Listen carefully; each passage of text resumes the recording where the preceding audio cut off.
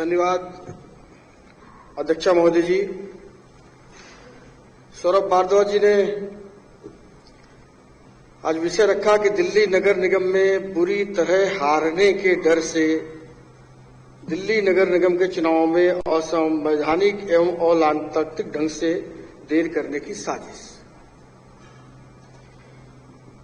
बुरी तरह हारने के डर से लिखा आपने। डरे हुए तो मुझे आप लोग दिखते हैं।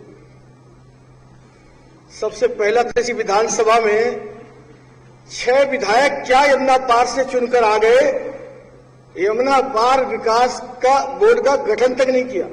2.5 साल बीत गए इस सरकार को। क्या डर है? 6 विधायकों से इतना डर गए कि यमुना पार विकास बोर्ड का आपने गठन तक नहीं किया। मैंने पहले भी कहता रहा हूं कि ये राष्ट्रभक्तों की टोली क्या डरेगी, जो राम मंदिर के लिए सीने पे गोली खाई हो, जो धारा 370 को 70 साल में भूली ना हो, उसको हटाया हो साहस के साथ, जो साहस के साथ सीएए लेकर आया हो। ऐसे लोग डरने वाले नहीं होते हैं, राष्ट्र पर मरण मिटने वाले लोग होते हैं। और आप किस डर की बात कर रहे हो? कल जर्नैल सिंह जी भी कह रहे थे कि पंजाब में इनके 2 विधायक आए हैं। अरे भैया, उस समय तो 5 विधानसभा के चुनाव हुए थे, तो डर किसका? भूल तो आप रहे हो। आपको याद नहीं? उत्तर प्रदेश में आपकी 349 जगह जमानत जब्त हुई है। 306 जगह नोटा से भी कम वोट आए आपको। डरना तो आपको चाहिए, हमें क्यों? उत्तराखंड में 70 में से 68 जमानत जब्त। डरना तो आपको चाहिए। गोवा में 39 में से 35 जमानत जब्त। और मणिपुर में भी हमने सरकार बनाई है। उस 5 में से 4 राज्यों में हमने सरकार बनाई, और एक सरकार जो हमारी 2.5 साल पहले बन जानी चाहिए थी और लोकतांत्रिक गठबंधन के कारण रुक गई थी, वह भी महाराष्ट्र में हमने शिंदे सरकार के द्वारा बना करके दिखाया है। हम सबसे बड़ी दल है वहां, हम सबसे बड़े दल है। मैं कह रहा हूं, मैं इस सदन में कह रहा हूं, सुनने का साहस करो कि वो सरकार, अरे भाई सुन लो ना, तुम ईडी की क्या करोगे? तुम्हारे मंत्री बंद बने अंदर, ईडी की बात मत करो, फंस जाओगे। सतेंद्र जैन के बारे में चर्चा करनी पड़ जाएगी, फिर भागते फिरोगे। तो इसलिए डर की बात आप हमें मत बताएं, आप अपने डर की चिंता करें। सच बात यह है कि ये आप दिल्ली सरकार के कुकर्मों का, उसके सौतेले व्यवहार का, उसका एमसीडी के तीनों का गला घोटने के कारण आज ये एकीकरण की तरफ हमें जाना पड़ा। आपने क्या किया भाई? अरे भाई, भारतीय जनता पार्टी से खुंदक निकालो, दिल्ली की जनता से क्यों निकाल रहे थे? एमसीडी का पैसा क्यों नहीं दे रहे थे? आप यहां पर सदन में कहते हैं कि हमने पूरा पैसा दिया, आप गलत बयानी करते हैं। आपने 4थे वित्त आयोग को पूरी तरह नकार दिया, और 5वें वित्त आयोग का 40,561 करोड़ रुपया देना था आपको, आपने इसकी आधी रकम भी नहीं दी। आपने कहा कि हम 20-21 हजार तक जाकर सहमत हुए, वो भी पूरी रकम नहीं दी। अगर 5 वर्षों में निगमों का 16,445 करोड़ रुपया देनदारी थी। अगर आपने वो पैसा पूरा दिया होता तो न केवल एमसीडी प्रॉफिट में होती, बल्कि एमसीडी आज जनहित के ऐसे अनेक काम कर गई होती जिसकी आज दिल्ली में प्रशंसा होती। आपने वो जानबूझ करके गला घोटने का काम किया। आप ममत्व की बात करते हैं, आपने सौतेली मां जैसा व्यवहार किया, एमसीडी को मारने का प्रयास किया, और सिर्फ एमसीडी की बुराई करते हो।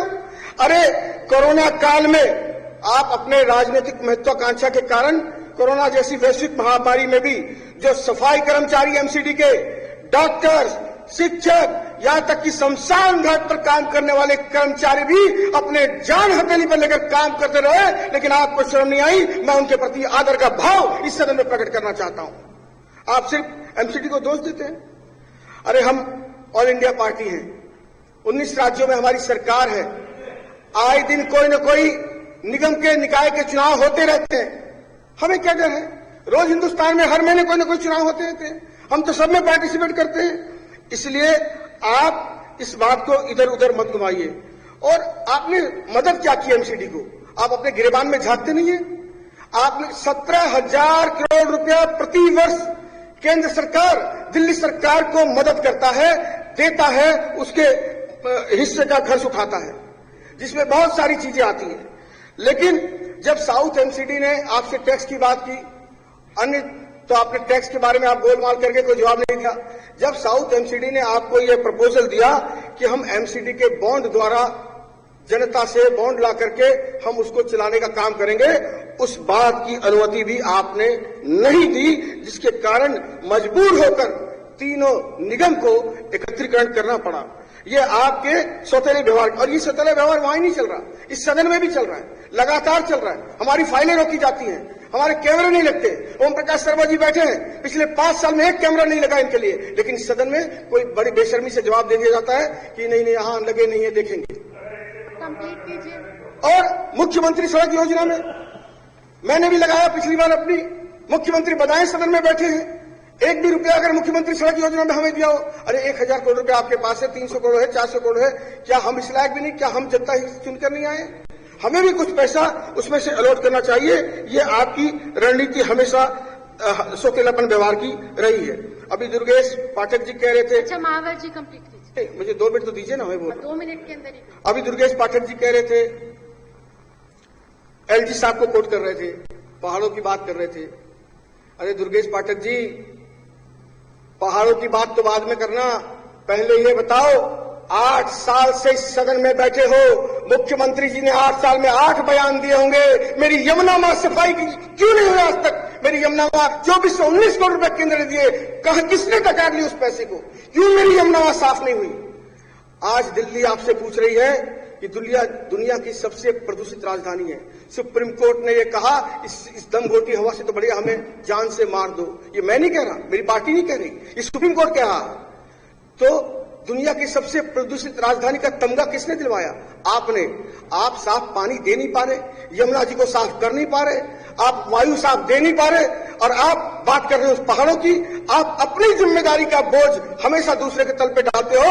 अपनी पहले जिम्मेदारी निभाइए। जब आप यमुना साफ कर देंगे, वायु साफ कर देंगे, हर घर में नल और जल पहुंचा देंगे, साफ पानी दे देंगे, उसके बाद आप इस पहाड़ों की बात करना। दुनिया आपकी सच्चाई को जानती है। यमुना जी में अमोनिया आ जाता है तब आप कुछ नहीं बोलते। अभी एक बात और कह के बात खत्म करूंगा। कोविड, अभी ये कह रहे थे कि फोटो खिंचाने वाली बात, आप तो जापानी मशीन लेकर आए थे, किसने देखी वो जापानी मशीन? फोटो में देखी कुछ लोगों ने। कौन से म्यूजियम में खड़ी की आपने वो जापानी मशीन जो कोविड में लेकर आए थे? क्या जवाब देगी दिल्ली सरकार इसके बारे में? ये जापानी मशीन कहां है, किस किसके यहां उससे छिड़काव हुआ? आपके पास जवाब नहीं है। बात कर रहे थे अभी कि राजेंद्र नगर विधानसभा उपचुनाव की, ठीक है, हमारे अंदर ये दिल है। मेरे नेता प्रतिपक्ष नेता ने भी बधाई दी थी पंजाब पर, हम भी बधाई देते हैं, आप जीत कर आए, स्वागत है आपका। राजेंद्र नगर उपचुनाव में आपने जीत की, मैं दुर्गेश जी को बधाई देता हूं। इतना बड़ा दिल भी रखना चाहिए। लेकिन मुझे मालूम है कि वहां 3 बार मुख्यमंत्री जी को जाना पड़ा। मुझे यह भी मालूम है कि वहां की जनता को थ्रेट देना पड़ा कि तुम अगर इसको चुनोगे भाजपा को तो 2.5 साल तुम्हारे काम ठप हो जाएंगे। बेचारी गरीब जनता है, उसको लगा सरकार तो अभी बदलनी है नहीं, इसलिए उसको जिता दिया। फिर भी अंतर कम हुआ है। हमारा 2 पॉइंट, अरे मान रहा हूं ना, कैसे मानूं? तो हमारे 2.5% वोट बढ़े हैं और आपके 1.25% वोट घटे हैं, इसको भी आप मान लें। एक बात के साथ अपनी बात को विराम देता हूं कि ना आरंभ ना कोई अंत दिखाई देता है। अब तो तुम्हारी आंखों में ही मुझे तुम्हारा पतन दिखाई देता है। बहुत बहुत धन्यवाद। जय हिंद, भारत माता की।